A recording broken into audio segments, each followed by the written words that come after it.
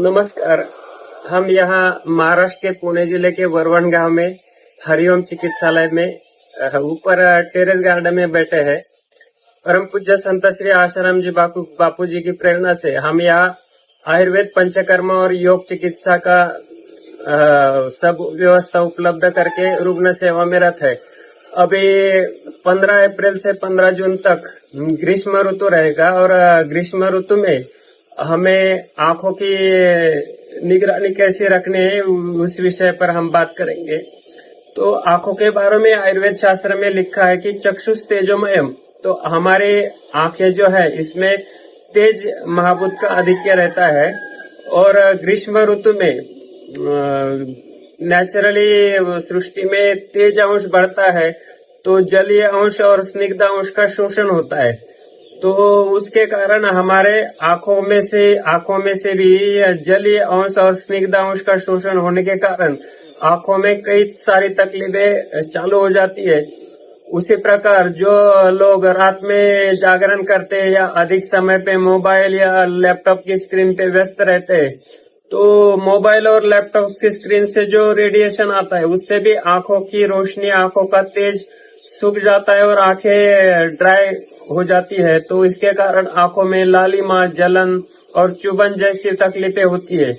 उसी प्रकार जो लोग रसोई का काम करते हैं, शेफ का काम करते हैं या बॉयलर के पास काम करते हैं, तो उनके भी शरीर से स्निग्ध अंश और जलीय अंश शोषित होता है, तो उनको भी आंखों की कई सारी तकलीफों का सामना करना पड़ता है।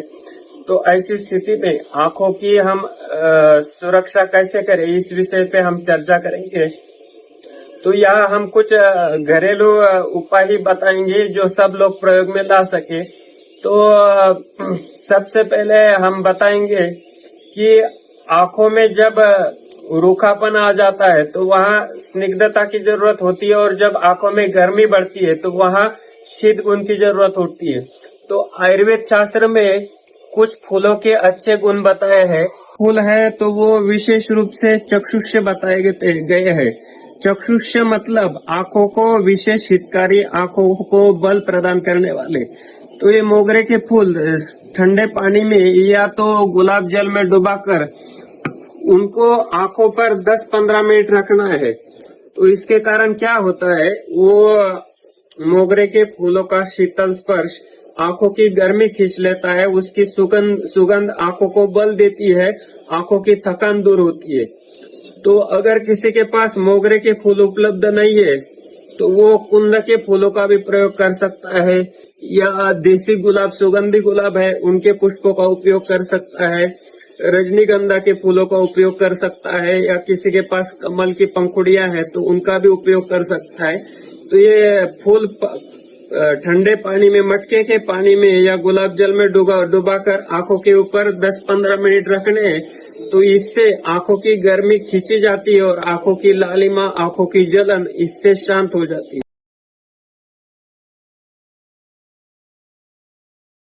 तो धूप की गर्मी या धूप के पास, गर्मी के पास काम करने से आंखों में से जो स्निग्धता खींची जाती है, स्निग्ध अंश खींचा जाता है, तो आंखों में रूखापन आता है। तो रूखापन को दूर करने के लिए ये जो दिख रहा है, देसी गाय के घी के ऊपर जो मंड आता है, इसको आयुर्वेद में घृत मंड बोलते हैं। तो देसी गाय का घी अगर हम बनाएंगे तो नीचे गाढ़ा घी रहता है और ऊपर ये पतला घी रहता है। ये पतले घी के घृत मंड की 2-2 बूंद आंखों के अंदर डाल के उसके ऊपर, ये देसी गाय का दूध है तो दूध में रुई डुबा के वो आंखों के ऊपर रखना है। तो इसके कारण आंखों के अंदर जो रूखापन आने के कारण चुभने जैसी दर्द होता है, आंखें जल्दी थक जाती है, तो वो चीजें, ये दो चीजों से जल्दी ठीक हो जाती है।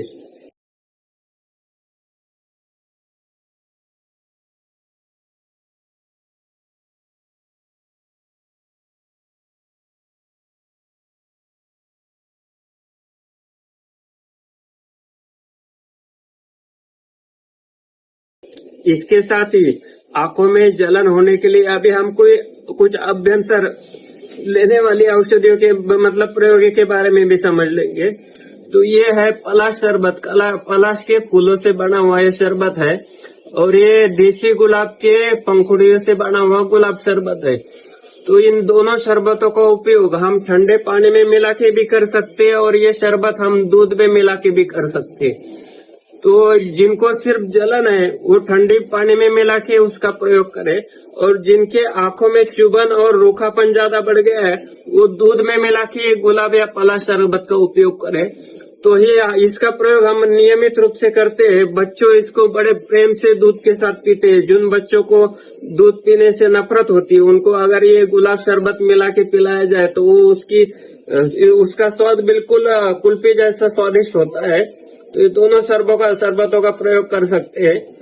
तो आयुर्वेद शास्त्र में ये महत्वपूर्ण बात बताई गई है कि रात्रौ जागरणम उष्णम, जो रात में नाइट ड्यूटी करते हैं, शिफ्ट ड्यूटी करते हैं, रात देर तक वो लैपटॉप पे स्क्रीन पे काम करते हैं, तो पूरे उनके शरीर में ही रूखापन आ जाता है, वायु और पित्त दोष बढ़ते हैं। तो उनको सबसे बढ़िया एकदम सहज उपलब्ध और सबसे श्रेष्ठ प्रयोग ये है कि रात को सोते समय, रात समझो उन्होंने 8 बजे भोजन किया है तो 3 घंटे बाद दूध में घी मिलाए और वो उसका पान करे। तो जो आंखों के लिए तकलीफ है उसके लिए आयुर्वेद शास्त्र में दवाई का सेवन का समय बताया है कि ऊर्ध्व जत्रु विकारेशु स्वप्न काले प्रशस्यते। यहाँ से जत्रु, ये जत्रु प्रदेश है, यहाँ से ऊपर की जितनी भी बीमारियां हैं उसके लिए किसी भी औषध का प्रयोग हमको सोते समय करना चाहिए या रात्रि में करना चाहिए। तो जाहिर है कि आंखों की रोकापन है, कान का बहरापन है या नाक में कोई समस्या है, तो इन सब बीमारियों के लिए औषधि लेनी हो तो रात को सोते समय ले सकते हैं। तो इसका भी सब लोग प्रयोग करें। तो आंखों की बीमारियों की या परेशानियों के लिए हमने ये जानकारी सबको बताई है, सब उसका प्रयोग करें। धन्यवाद। आंखों की जलन के लिए, लालिमा के लिए दूसरा एक प्रयोग है, ये जो खीरा है तो उसको बराबर ऐसे काटना है आंखों की साइज में, और वो काट के उसको आंखों के ऊपर 10-15 मिनट रखना है। तो इससे भी वो उसकी ठंडक के कारण आंखों की गर्मी खींच लेता है और उससे आंखों की जलन कम हो जाती है।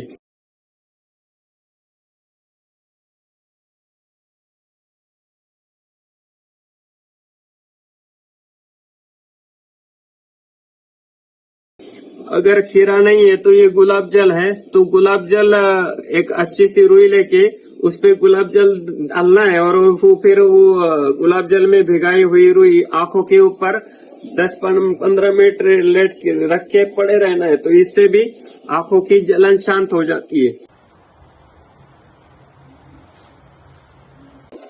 15 अप्रैल से लेके 15 जून तक ये ग्रीष्म ऋतु का विशेष प्रभाव रहेगा।